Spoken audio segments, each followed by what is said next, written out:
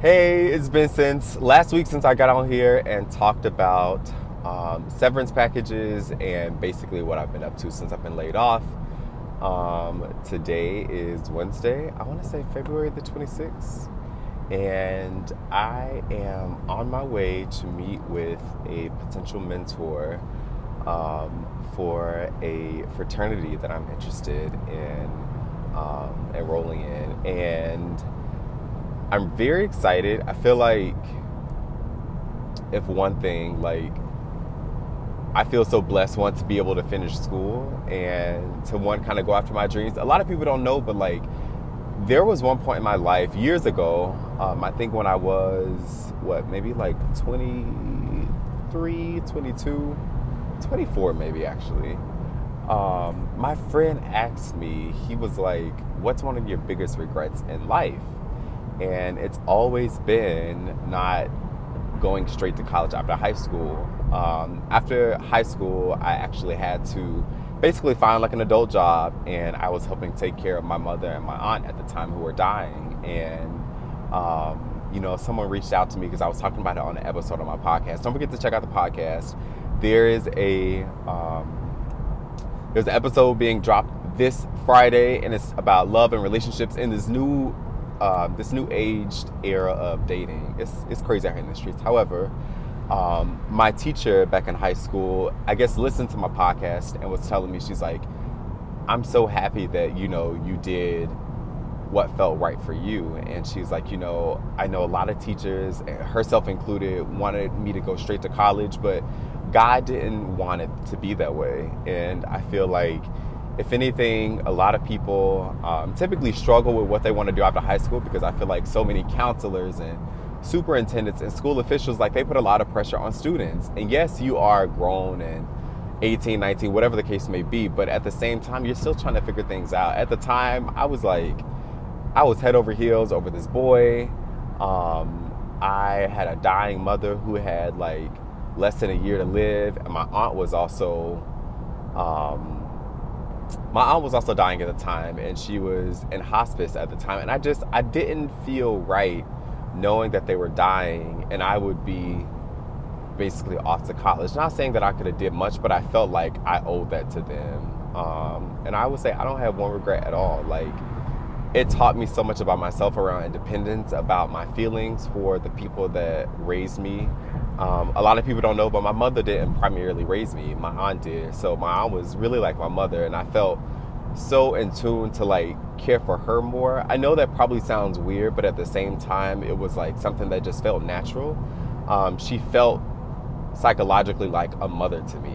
I'm not saying that my biological mother didn't, but there were ways that my aunt helped me and raised me and taught me certain things growing up that I feel like when mothers teach you that, then like you naturally gravitate to them. I don't know, maybe it's just me. But I wanted to just talk about that, but also being grateful for school. So like another dream of mine was to also join a fraternity, and I had the opportunity to do so. So I'm about to meet with a mentor and kind of chop things up a little bit and see if the fraternity is the right one for me. I also will be doing some podcast editing. I went to this studio in Detroit. I went to Detroit, this past weekend. And my husband actually goes, or we try to go together maybe like once a month so he can work there, and then we'll come back to Dallas. However, I was able to invite this one guest, or actually their cousin-in-laws and their twins, so it's two of them.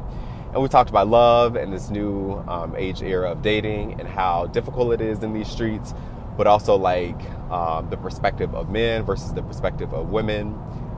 So you got to check that out. It'll be dropping this Friday.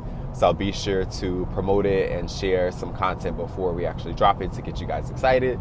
But yeah, I was talking to this young man that I mentor.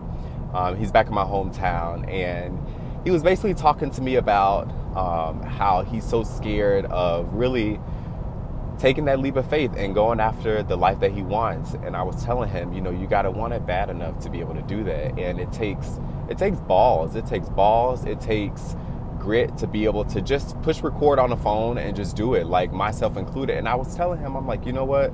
you're not the only one. We all suffer from fear. He was just saying that, like, how he would feel embarrassed around, like, what people thought about him. I'm like, we all have things that we're fearful of, especially with other people, because we're constantly judging people, whether we know it or not.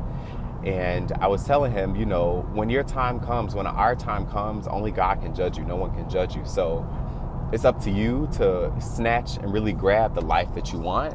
And if you're not doing that, then you have to understand that life will continue to require more and more and more from you. And sometimes, you know, people get the opportunity to catch up. Sometimes you don't. And I know the person's like family and kind of like the conditions and what they grew up in, kind of similar to mine, but I feel like he had it a little bit better. But I can't say that for sure because, you know, his better is not probably like my better. My better is not his better. We all, you know, have different points of views and different perspectives on being raised as a child. And some people take their stories and do well with it. I like to say myself included, because life can hand you so many cards and it's really how you deal them. You can deal them to build the life that you want, or you can deal them to continue kind of being in your circumstances, whatever that may be to you. So what else did I want to talk to you about? I also want to talk to you about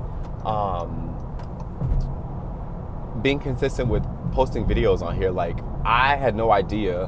When I logged on, I think a few days ago, I saw that the last video that I posted that was like non-scripted, it was just me in the car talking, it actually got the most traction, which was so weird. I was like, wow, people really are like navigating towards or gravitating towards like everyday content. And that's such a wild thing, but it's also so impressive because everything doesn't always have to be overly produced. I'm such a perfectionist and I'm really trying to work on that, but everything doesn't have to be perfect. And if you also are fighting those kind of feelings around, you know, putting stuff out, I want to say just do it, but I feel like it's always easier said than done. But get people around you that can hold you accountable. Speak it into your life. Speak it with your tongue. There's so much power in the tongue. And just tell yourself that you were made to experience a great life, and you're not going to let anything or anyone come in between you and that great life. So I'll keep y'all posted later this week on just my happenings.